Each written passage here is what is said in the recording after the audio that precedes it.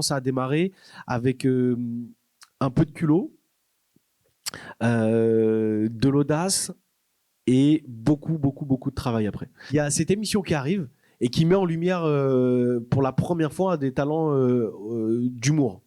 Donc j'ai franchi cette étape-là, j'ai fait On ne demande qu'à en rire, qui était une émission de télécrochet pour des humoristes. Et après de là, tout est parti un peu assez rapidement, quoi. Et en fait, je savais pas ce que je voulais faire de ma vie. Et donc j'avais posté une vidéo à l'époque sur Facebook qui avait fait un petit peu le buzz. Un producteur m'appelle, il me dit bah écoute, viens tester tes vannes à Paris. Je dis ok, j'avais jamais écrit une vanne truc, mais je dis vas-y, moi je le prends en challenge, quoi. Ça marche. Je dis oh c'est sympa ça. Ah, tu fais rire des gens et tout, tu les connais pas, tu les fais rire. Ok, j'envoie ma première vidéo de casting, on me rappelle et on me dit c'est bon, vous êtes sélectionné. Je suis comme ça, j'ai jamais écrit de ma vie, je sais même pas comment on écrit. J'y vais avec un sketch. Putain. J'ai revu le sketch, Franck. J'ai dit mais comment ils m'ont laissé passer? J'ai dit, pourquoi ils ont fait ça? Et en fait j'ai compris, c'est-à-dire que quand je l'ai revu, j'en ai reparlé avec Laurent Ruquier après, c'est qu'en fait ils avaient décelé cette envie. C'est-à-dire que c'était très maladroit. C'est-à-dire que mon premier rire, je crois, il arrive au bout de 35, 40 secondes. C'est hyper long quand t'es humoriste. C'est très long. Et il m'a dit, ils ont senti ce truc-là. C'est-à-dire qu'il y avait quelque chose à faire, il y avait un potentiel. Et puis après, j'ai taffé avec Sacha Judasco, il m'a aidé à écrire, etc. Donc je suis toujours en contact avec Jérémy Ferrari, avec Laurent Ruquier, Magid Berilla aussi. Et puis en vrai, dès qu'on se croise un peu tous, on est toujours potes, mais c'est vrai que j'ai des liens étroits avec Jérémy. Ouais. Jérémy, c'est un vrai pote. Comment je sais qu'un bon rôle il est fait pour moi? Après l'Ascension, j'ai reçu énormément de scénarios. Quand j'ai lu l'Ascension, l'histoire, j'ai fini la dernière page, la dernière réplique. J'ai dit, il n'y a personne d'autre qui peut faire ça à part moi. Il n'y a personne d'autre. J'ai bossé le casting. Vous n'imaginez pas comment. Mais j'ai pris la tête à tout le monde. Chaque réplique, chaque respiration, chaque truc. J'étais mais en mode robot, quoi, vraiment. J'ai réussi le casting. J'ai fait un premier callback.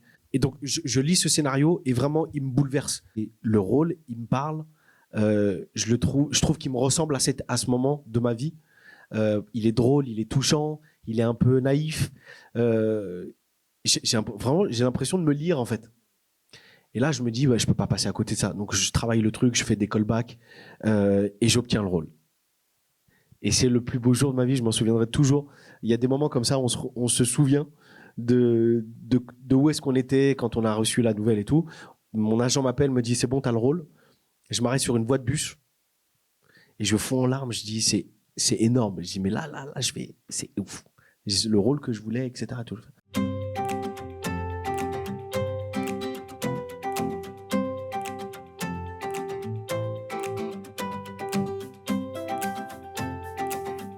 Succès aidant, donc on fait plus d'1 million d'entrées au cinéma, donc le film a touché les gens, donc je me suis pas trompé, entre guillemets, sur ce que j'ai lu.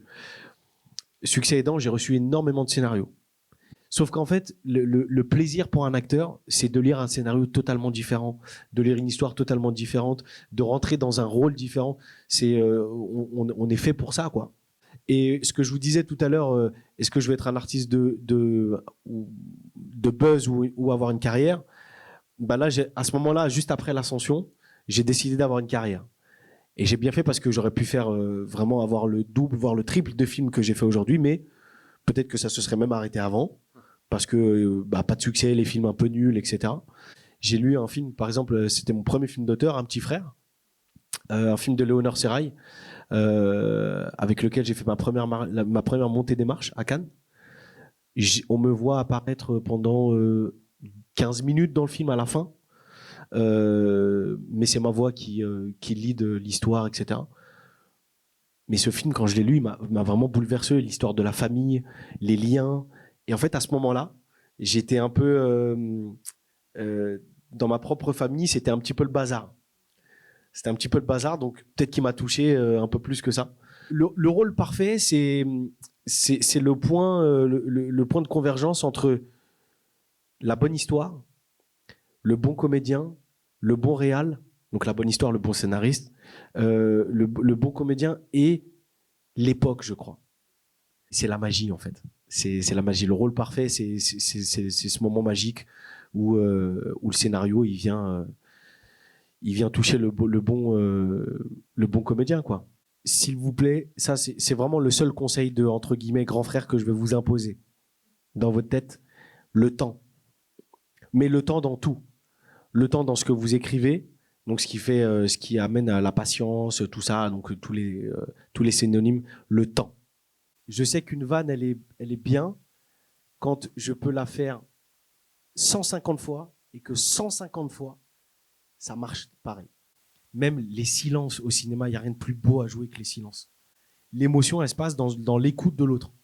Et là, j'apprends de plus en plus, dans mes films, etc., et tout, à jouer dans les paroles en fait, de l'autre. Peur de mal faire, je l'ai tout le temps encore aujourd'hui. C'est-à-dire que quand je suis sur un plateau, pardon, et que le réal, il me dit « Ah, là, c'est pas ça », je panique. Je me dis « Putain, attends, ok, calme-toi, machin, ok, c'est juste là, ok, prends ton temps, machin. » Là, par exemple, maintenant, les scènes d'émotion, j'en avais une peur bleue, les scènes d'émotion. Aujourd'hui, c'est ce que je préfère jouer, tu vois. Mais parce que, encore une fois, c'est l'appréhension, en fait. Vraiment, il faut passer ce cap-là. Là, il faut pas se poser de questions, chercher des recettes et tout. T'as peur, fais-le et vois ce qui se passe. Mais ouais, je vais faire mon premier film là. Je vous dis pas quoi et tout ça, mais je suis hyper content. Je vais réaliser. Ouais.